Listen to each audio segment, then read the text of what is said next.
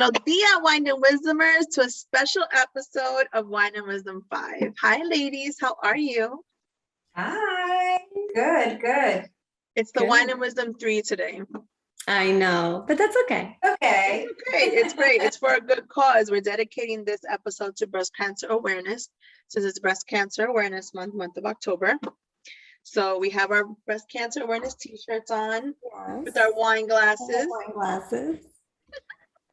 And we have a very special guest on our show today, right, Claudia? Yes, guys. So today we're going to have my very dear friend, Stacy. I call her Miss Nico because she is a teacher. She's a co-worker at my school, but she's an amazing human being. And I'm just so excited to have her here. So Stacy, come on. What an intro. Thank you, guys. How are you?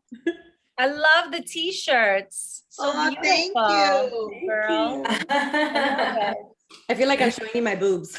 I know. All you see is the butterflies, but you know. I love it. It fits the purpose.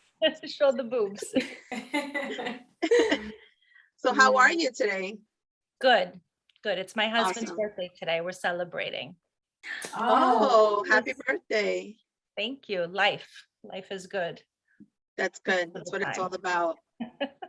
That's awesome. So I want to thank you first and foremost for being vulnerable and being on the show and sharing your story with us.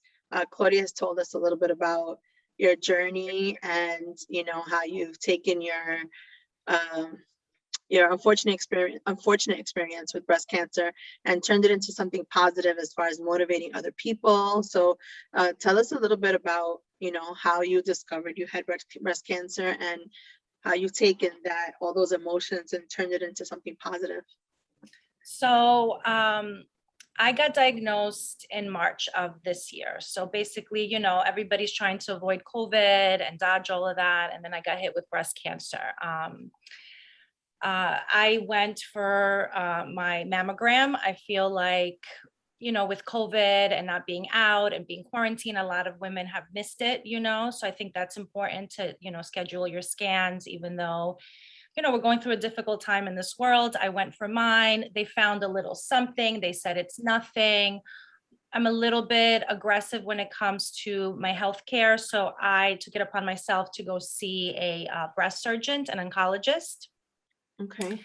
And he basically said, let's go for a baseline MRI. And I said, why? I just got my mammogram, everything is clear. Let's remove, it's called a papilloma, and they found it on the left breast. And he said, let's remove it. It's a little controversial if we leave it there or, if anything becomes of it, but it's no worries. And I said, let's do it. And he sends me for an MRI. And that's when my whole world kind of turned upside down, because there was cancer on the opposite breast that the mammogram and the ultrasound had missed. Wow. So if there's a message in my story, and I tell Claudia all the time, and now you lovely ladies that I've met, if there's a way to love and take care of each other, is to share our stories and then spread it. And then hopefully, if we can help just one person in this lifetime, it would all have not been for nothing, Amen to that. Cheers to that. Amen. I got mine over here. Cheers. Yeah. Yes. You're not the first person. Sorry, not to interrupt you, but you're not the first person that that's happened to. We had a very dear friend of mine, comedian Jenny Saldana, on the show last year for Breast Cancer Awareness Month. She was also told for years there was nothing wrong with her. For years. It wasn't until they got to the point that she had discharge that she was like, wait a minute, and she went to several doctors and everybody kept on telling her no. So I'm glad that you took it upon yourself to. I just feel like as women, we have to advocate for ourselves. Another thing is, I never knew this, but mammograms and other scans that they give you when you go are not enough. they're not enough. And sometimes, you know, like my cancer was not detected. They didn't find it until this kind human sent me for a breast MRI, which I never even heard of. It's not a routine kind of scan. And, you know, I got the phone call that there was cancer. And, you know, that's how the story began. I mean, I got diagnosed in March, and by April, I had a double mastectomy. I just, you know, hard decision, but I just felt like it needed to be done because I was scared, and I was lucky the way it was found. And here I am, and I chose reconstruction. So I'm in the middle of reconstructing. It's not what Okay. every woman chooses, but you know, I think yesterday was it, Claudia? It was Breast Reconstruction Awareness Day. And Mhm. it's so important for women to know their options and know what route they want to take when it comes to breast cancer and double mastectomy or single mastectomy, preventative, you know, whatever it is that they want to do. Yeah. Now I know your whole reconstructive process has not been easy. No, Can you tell us nobody about talks that? about this stuff, you Yeah. know? I have to be honest, with this journey, I had a few good friends that I kind of leaned on, and, you know, I didn't Google too much. It all happened so fast. I mean, March, I was diagnosed. Then April, I had the double mastectomy. And since then, I've had 3 reconstructive surgeries because things have gone wrong. But nobody talks about this, you know, when you go in and they tell you your options and you choose something, you know, you never think about the things that go wrong. And when I did Google a few times, I didn't find too much on the whole reconstructive process because I guess it's a very private thing, you know. Um, as an educator, I can't share like too much, but I think I would if I could, you know, I would share pictures. Like I wanted to see so much, but there was nothing there for me to see. And it's scary. As far as the reconstruction, I was not a candidate for the DEEP, which is when they use your own tissue to reconstruct. So my choice was to get expanders. So that's what I have. And those went in the same time as a double mastectomy. Wow. Yes, they were able to do both. So I got the double Wow. mastectomy and they were able to put in the expanders. And I have to tell you, the double mastectomy, I went in with a positive mind. I felt like I would give anything to stay alive longer and be a mom to my kids, a wife to my husband, you know, a friend to my friends, and all of that. And it wasn't such a big deal. I just wanted the cancer out, if that makes any sense. Yes. Of course. And then we put in the expanders. We started, now I don't know how to explain this. So an expander is kind of like, and I mean, I'm still in this, you know, so I don't, what I say is not like every woman's journey, or I'm still learning is what I'm trying to say. Right.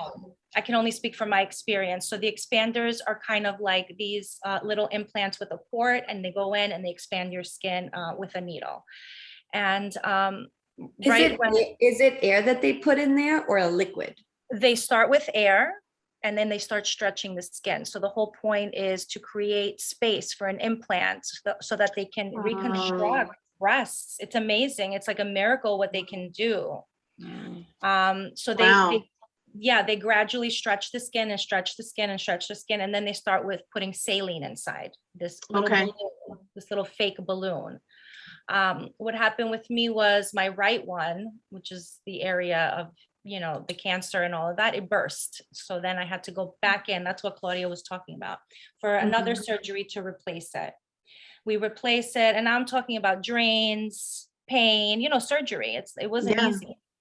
And then that expander was had a point coming out, and it was trying to rip through my skin. Oh, So Wow. I went in again. And I mean, at one point I told him, I said, just get them out. You know, I don't want them anymore. And I'll just, you know, stay flat and go on with my life. And, you know, we had come so far, and he kind of convinced me. He said, just hang in there with me and we'll get there. And I did. And we went and replaced it again. And now I am going in Monday for my hopefully last surgery, and we're going to do the exchange. Yep. We're going to exchange the expanders with the implants, and hopefully that's the end of reconstruction. well, that port it's like this, you had me feel this port here. Will that be gone? Yeah, so this implant that's going in is kind of like the implant that you get for cosmetic surgery. Okay. I mean, I don't know, if you have any questions, this is the time, that I can share my story. And I know I didn't know anything about this. I am guilty. Breast cancer awareness to me was catch it early. Early, detection is everything, but nobody really talks about this hard stuff, and it's crazy how many women go through this on their own. I can't imagine. Were you not given the option to maybe use fat into your breast? Because I know my friend, they took out fat from her glutes, and then they created two amazing Believe it or breasts. not, I am not a very small girl, but I did not have enough to build. And even that let me down, because Aw. I mean, Claudia knows me for a very long time. I was a very, very skinny girl. And then I had my babies. And of course, my body changed. And I for sure thought I had enough to create new breasts, but I didn't. So, and I would have rather that because, putting this foreign entity into my body is not exactly my first choice, but I had no choice. So and everything happened so fast. I just got diagnosed in March and we're October, and look how much, 4 surgeries later and all this stuff. So I did ask about that. It's, a good plastic surgeon will give you all your options. But if I was to do that, I would be like less than an A cup, and then I would have rather stayed flat. But it's amazing how they do that. They literally transplant. It's a transplant into and it's amazing. Yeah. It's amazing how far they've come. Yeah. So emotionally, how have you dealt? Because everything has happened so quickly, right? So Yeah. how have you processed? How have you taken the time to process? Who's been your biggest support?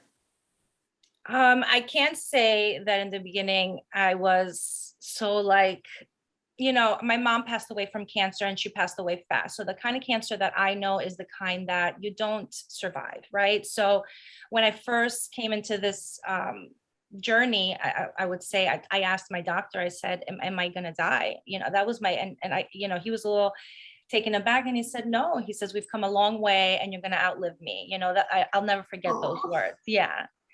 And it took me some time. It took me some time to process that, because cancer is a scary thing for me because I lost my mom 3 years ago to lung cancer. And he said, don't compare. We got this. We're going to do this. You're going to be okay. So that was the beginning, the shock, my life. I'm a mom of an 8-year-old and a 10-year-old, and then as time went by and I heard and saw more stories. And I remember the girls at work, which are my biggest support team at our school, they did a parade for me and my neighbor came out and she said, I thought it was your birthday. And I said, no. And she said, I'm a breast cancer survivor. And she teared and she said, it never gets easier. She's like over 60 and she's still alive. And she said, you're going to be okay. And it's those kind of things I think that carried me. Also, I feel like I've had a couple of tragedies in life, and a couple of losses. So this time around, I came in with the right people around me, you know what I mean? And with the right mindset to be able to kind of handle this. Awesome. Beautiful. Yeah. So, they say that, you don't only get cancer, it's like the whole family. Like, True. how has that been like on your little ones? Because like as a mom, you want to shelter and so strong, but sometimes you just can't be. How has that been for you? So I have 2 boys and I don't cry often, but that day it was, I think the whole neighborhood heard me. I think I remember collapsing and I couldn't believe my ears, or what I was hearing. And the boys saw me and they came in and of course they were upset. My husband, everybody was speechless. And I remember my 8-year-old he was 7 was he? Yes, he had not turned 8 yet. He hugged me and he said, Mommy, he says, I'm going to give you all my strength, and you got this, and you're going to be a superhero, and you're going to beat this. And, we were sad for a moment. And then somehow, like, the boys just, I feel, a lot of people say this, your kids carry you, but I couldn't believe that my 7-year-old said that to me, and he, every day he would hug me and say, I am passing my strength on to you. My older one is a little bit more sensitive, Oh, I know, it's so beautiful. you have to make a decision as a mom. Do you want to hide this from your children? And, I always say that when there's a fire, right? Do you want to walk your children, through the fire or around it, right? And which one will make them kinder human beings? And I always, hold their hand and say, this is what we're going through, and we're going to get through it together. And I feel that's made them kinder human beings. They've seen me go through this. I mean, mom guilt is real. Oh, I know. 3 surgeries have not been easy, and I've been in bed a lot, and I love to do things with my boys, and I haven't really been able to be the mom that I used to be. So I think that's affected us a little bit. Thank goodness my husband and it hasn't broken us, because I feel like something like this could break you. And we've been through a couple of things, so this time around, somehow we came strong in it together. And it hasn't been always easy, but so far, we're making it, and we're okay. And, the boys, the other day I was wearing my little bralette, and I was, walking around the house, and he looked at me, my older one, he goes, Mommy, you look normal again. So I mean, who knows what goes through their head, Right. and seeing me go through this. And I hope it doesn't affect them like in their adult years. I hope it makes them good, kind people. Your youngest, I'm going to try to say this without crying, because you just, have a frog in my throat, but your youngest saying that to you is just a testament to the strength that you showed them, that you had, that he felt that he was that strong to pass off his strength to you. So that's It was a his testament turn. to It was his turn to be strong in the home. I love that. Yeah. Thank you. Yeah, that's Just to- definitely a testament to you. How an amazing mom you are. Mhm. Oh, thank you, Oh, 'cause- Claudia. I mean, we all do our best, I think. And when we're faced with some really hard things, it's hard. It's hard because you don't want your babies to, you want to carry the pain on your own. And, for me, I'd like to carry it on my own. But, other things that have happened in life have taught me that, it makes you a kinder human, and it builds, resilience and kindness and compassion to go through it together. Mhm. I I'm agree. sure this whole experience has given you obviously an appreciative outlook on life, but what type of other outlook has it given you on life? I know you tend, when you go through things like this, you tend to appreciate the little things, but have you looked beyond that? Like, have you seen a different chapter, or do you have a different chapter that you're looking at now differently because of this experience?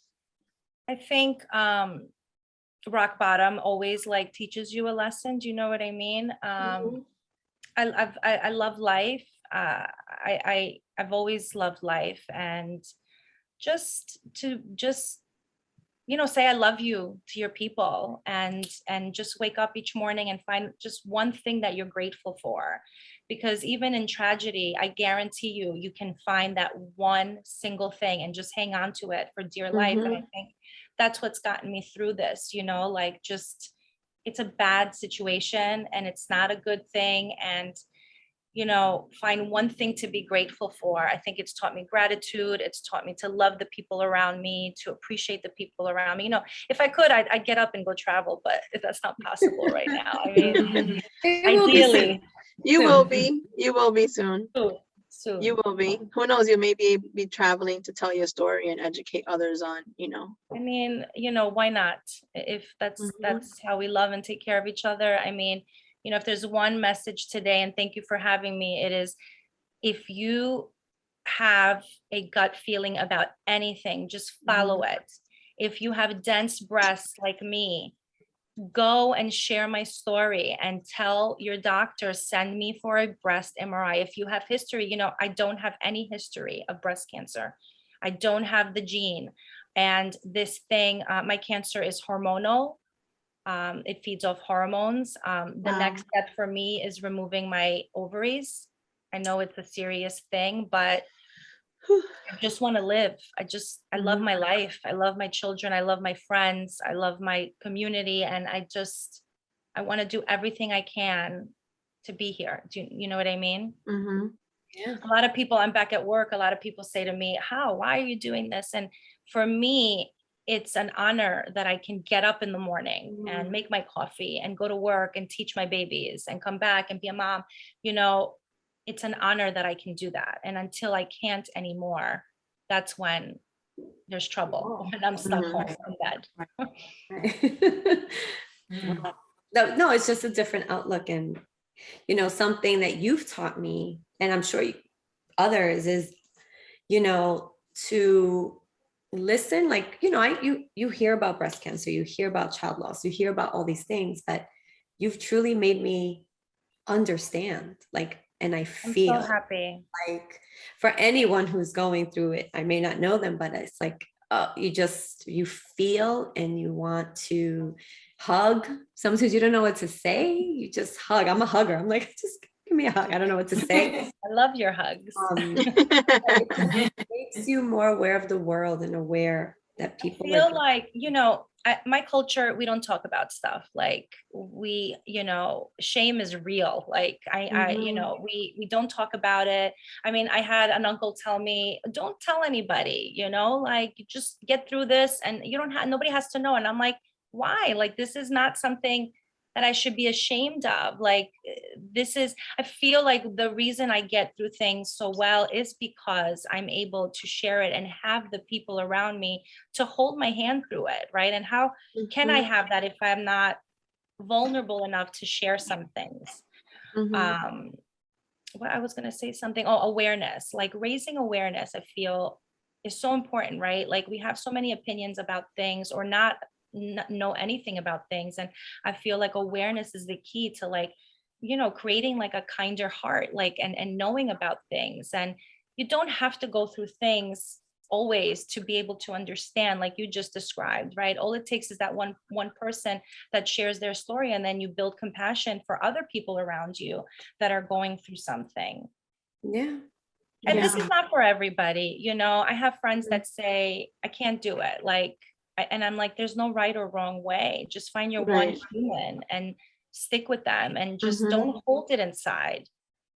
It's hard. It's hard to go through something so horrible and also feel shame on top of it. But it's also hard to do it alone when you're surrounded by people that can support you, when you're surrounded by people that allow you to be transparent with them. I want to say that I don't have a mom. I don't have a dad. I have one sister. Okay. So, and I have no other family. And this is the power of what you said. Okay. Just having one sister, one family member, my family, obviously, my husband, my kids, everything else is my friends. And they've created the support and they carry me through it all. They really become your family. That's it. That's it. And I think in moments that we go through hard things, it's important to surround yourself with the kind of people that don't shame you, that don't make you feel bad, you know, about anything. I know that's hard sometimes, but it's possible. It's possible to surround yourself with the right kind of people. Right. As hard as it is, it's so important to do in life, but it's hard sometimes, because it is hard. It's even your family. This is my third big, I don't know what to call it, a tragedy. I don't know what to call it, like a bad thing, you know? And I feel like as I've gone through the terrible things, I've weeded out, and one of my favorite authors, she calls it sifting, you know, like when the little kids, they sift and all the good stays and everything else just drops. I feel like I've done that. And for the first time in my life, nobody has said or done anything through this journey to irk me and to upset me, or to be like, Yeah, it's possible. That's another message. That's a great one, that it is possible to kind of sift and keep the good, let the bad go with every bad thing that you go through, and you'll see that you will have the right people around you eventually. Well, That you would make a sifted good well. quote. Mhm. You sifted well this time around. I guess so. I mean, I guess so, or I'm just over 40 and I just don't care anymore. You know, I Yeah. think women in their 40s, you know, in your 20s, you worry, in your 30s, you know, you're trying to find, and in your 40s, you're just like, this is who I am. This is who I love. That's And right. I give, You're like IDGAF. yes, Yeah. you know, like, it's good to reach that point, and I hope every woman gets there at some Oh, point. you know what you said? That's a good quote. You know, there's nothing you can do or you can say that's going to irk me through this journey. Hmm. I love that. That you said that. You just said that. I love that. You should write it down and make it a meme or I'll copy something. it. We gotta make her a t-shirt, Claudia, something. Okay. Yeah. I also have this like dark humor that people, you know, I'm like, is it too soon to joke about this? I mean, I feel like sometimes, you know, No, people are like, no, "Oh, too soon." And I'm Never. like, My friend became a comedian because of her breast cancer journey. wow. She I was started gonna she wrote- actually like she wrote a invite play them. about it. Her play No. is called Hooray for Boobies. I was gonna invite you to it. I was gonna find out when it was. I don't know. Oh It's my in gosh, of November, right? course. It's November. Yeah, it's November, I think. Actually, no, I think, yeah, it's November. She had one October 14th. I think she has another one coming up. But when we do our show, she's performing her skit for Hooray for Boobies. So I yeah, love her that. breast I mean, cancer experience was humor is definitely a way to heal. Yeah. I promise you that. I mean, Absolutely. it might make Yeah. some people uncomfortable, but for the most part, it is healing to Mhm. laugh. I mean, It is. Yeah. You have to Listen. laugh. You have to They laugh. say it's the best medicine, laughter. it's the truth. Yes. it is. It definitely is. Mhm. You just got to I- find the right people to laugh with, you know? Yeah. Absolutely. Well, So true. we've been blessed that we've all been friends for so many years. So they don't have a Love choice but that. to laugh with each other. We don't have a choice but to laugh with each other. Claudia, you know, has been in my life for a while through probably every tragedy, I would say. Yeah. Yeah. Yeah. And I don't know why I call it a tragedy, but through every life, whatever Experience. life. That's how it felt like for you. Yeah. It's It okay. was. Yeah. Yes. And she's great. And anybody that Claudia loves and loves her is definitely, Thank you. yeah, you girls are amazing. Thank you. Wow. And Thank I want to thank you for having the courage to come in on the show and sharing your story Anytime, with us. anything, you know, I think we should definitely do a part 2 and find a way anybody, to. anybody that has questions, you know, I'm willing to answer them. I'm sure Mhm. that, you know, if anybody watches this that is going through their own journey and has any questions, I know I had a million. And I did have that one person to always go to, and I don't know if everybody has that, and that makes me sad. So if anybody has any questions, I'm willing Share to your Instagram handle. I know you do a lot of motivational speaking and you put up a lot of motivational quotes. I know you turned to makeup as, you know, your, I guess, distraction, you know, which looks amazing, by the way.